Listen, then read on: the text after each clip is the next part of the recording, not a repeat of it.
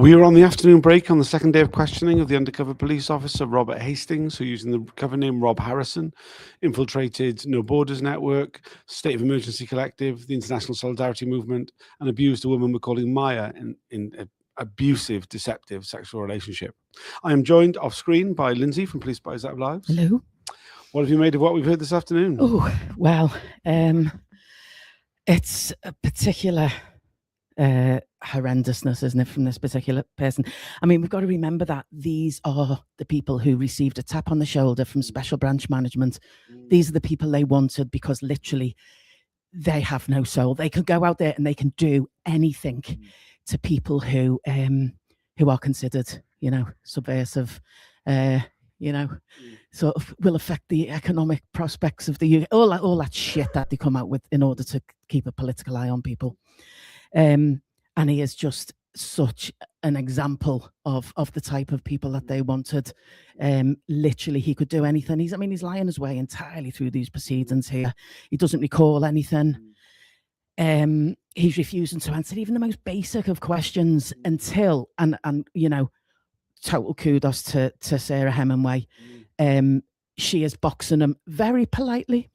Very not losing her cool in any respect, even though he's speaking to her like shit. She is boxing him more and more into a corner until he has to retract what he said previously and contradict himself within a space of 30 seconds. So she's done that several times, from where she narrows down. He gives a general bullshit. I don't remember. I don't recall. Oh, no, that couldn't have happened. And then she boxes him down to having to say, oh, yeah, okay, yeah. So she's doing an excellent job. The answers he is given, I think he thinks he's coming across as giving these fulsome answers, but actually then it's a lot of the time it's nonsense. He gives half sentences and you're expecting an end to the sentence, or he just talks a load of nonsense, and it's really hard to question that, because Sarah Hemingway is questioning some of it, because she's just like, what do you mean by that? Because it's obviously bullshit. But there's a few times there where we've both gone like, waiting for the next bit, and it just doesn't come. Absolutely doesn't come. And then he pulls this stupid little face as if to say, obviously you can't see me on camera. Yeah. Like, that was it. That's my profound sort of thought. I think that the contempt he has towards a woman questioning him really came into sharp focus when Sir John Mitting intervened and asked some questions, and you just saw the change in demeanour. Absolutely. Forgive me. And then he said that to Sarah a little bit after that, but there was none of the interrupting. There was none of the, contemptuous sort of attitude towards Mitting, which, we'll come on to Mitting's contribution in a minute, because that was a good one. Obviously, well, let's take it from the end forwards, backwards. So Sarah Hemingway just came out with a load of his reporting, which she's basically saying things like, what was the point of that? Couldn't that be gained by anyone going into that meeting, that intelligence? Does it really need an undercover officer who is so deeply embedded in? So she just took him through a load of reporting from State of Emergency, was it? And which is just, again, basically total overblown exaggeration. Bringing in MT in this fake suicide bomb plot years after it happened, and mentioning the Wombles and other groups that have obviously come to attention of Special Branch a lot, just to kind of still seem relevant, to make his reporting relevant, and to make him seem like he's actually there for a purpose. Yeah, spicing it up a bit, basically. Yeah, utter bullshit. Which he's saying, I have never exaggerated my reports. But considering every single report that is being shown, Sarah Hemingway is saying, what is the point of reporting that? What is it? Obviously the inquiry must be questioning the relevance of him even being there. So yeah, if we go to John Mitting's little interjection, which was a really good one, because Hastings is doing this whole, he is pretending that, oh, this is awful, reading these emails that were sent by Maya to him, reading these emails, it's obviously it's awful, but it's like he's trying to wear him out of any questioning that is putting him in the frame as an abusive character, as abusing Maya. He's trying to wear him out of actually accepting that responsibility or any responsibility whatsoever. He's using a lot of the like on both sides. There were two people. Exactly. So what exactly was said where he said it's so John Mitting said the way we treated each other was cruel and destructive. So basically he was asked by Sarah Hemingway, you know, were you being a total shithead? Politely, did you just treat her really abusively? And he's saying, well, you know, we treated each other cruelly and destructively. And so John Mitton was like, so I'm struggling to sort of understand in what way, you know, you were impacted by that behavior. How did Maya impact on you like that? And he just could not answer that question. He just, go on. Well, I mean, what he said was that she made me feel guilty. Yeah. Because the way I treated her, I felt guilty, and that was her fault. Yeah. Yeah. So he was saying, you know, I struggled with the guilt, as you've just said, and you know, I still do, or something. You know, he brought it in, and this is what led to the thing we'll talk about later in Closed about how his relationship with his ex-partner and his children, has clearly come to some sort of end. And good on John Mitton. He paused for quite a long time and quite deliberately, and sort of said, "I don't understand what harm it was that Maya did you. Is it your own actions that have caused you to feel guilty?"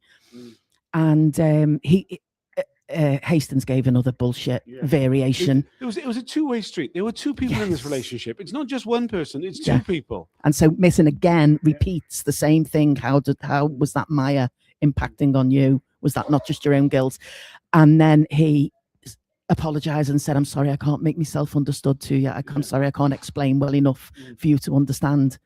And so Mitton just ends with, you know, kind of like, I hope you'll appreciate that I don't understand what where you're coming from on this, Matt. You know, and basically that, you know, he doesn't believe him. Absolutely. I mean, it really can't have meant anything else other than that, you know.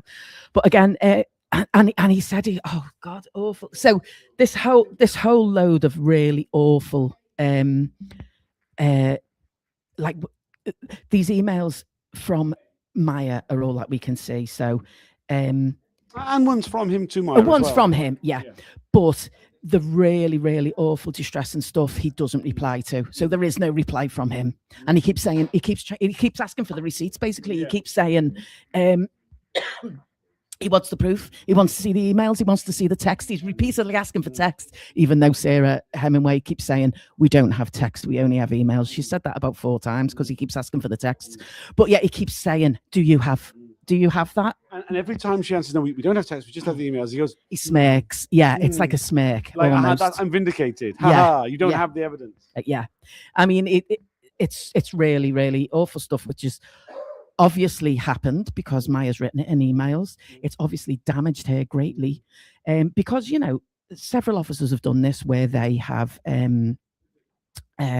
love bombed their target and drawn them right in, and then the target falls for this love bombing, as you do, because they're genuine, open people, and then that affection is withdrawn and cruelly.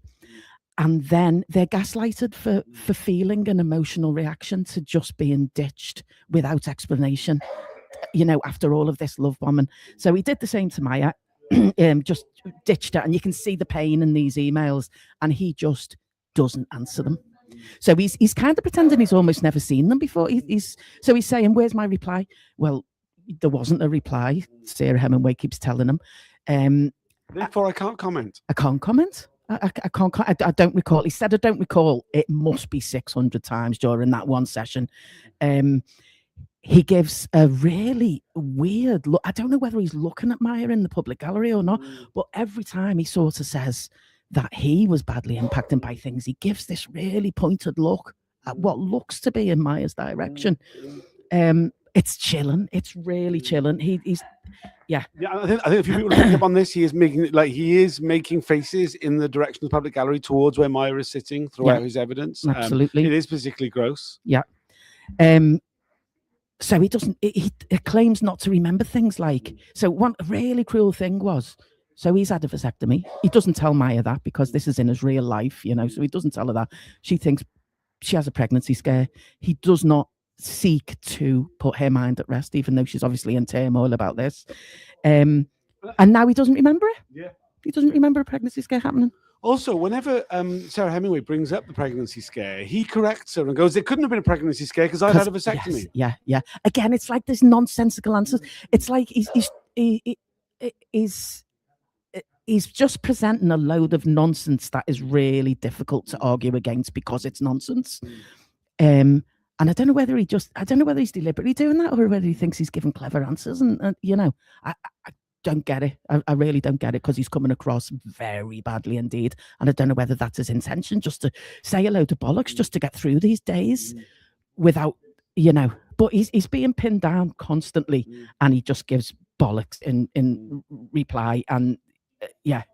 But he remembers recommending the book Dead Man in Deptford. Yeah, he doesn't remember a pregnancy scare. Well, he remembers recommending Dead Man in Deptford by Christopher Marlowe. Brilliant book, but you know, he remembers recommending that to Maya. Which is about. I mean, I must confess, I've never read it, but it is about a spy, right? Yeah. This Christopher Marlowe apparently. So yeah, it's odd. It's really not evidence. And then he says he has the audacity to say he'd always been very protective, and of Maya after putting her through this emotional turmoil, so much so she collapses in public in this phone box, and there's members of the public asking her if she's okay, and she can't walk. You know, she just totally physically collapses because of the emotional strain. But yet he always has felt very protective towards Maya, according to him. That is the depths of the bullshit of this like fucking really abusive individual. So yeah, I don't know what else to say. I mean, obviously you have to stress that this is not individual. This is not individual behavior. These are the people who were chosen by Special Branch to do this work. The managers are in full knowledge of who they're choosing. These soulless, heartless bastards who will literally do anything and have no moral compass whatsoever. And then that we've got to remember that he didn't get any accolades because I'm not quite sure. I mean, it's the end of the unit, essentially. The end of the unit, yeah. So they weren't handing them out, like they were earlier on. We'll hear about it later or maybe tomorrow, but I mean, he is the trigger for the end of the unit as well. Yeah. Which will come up. I'm just being aware of the time. We're probably due to go back in. We've just had a few comments. One saying even Mittens can't stand him.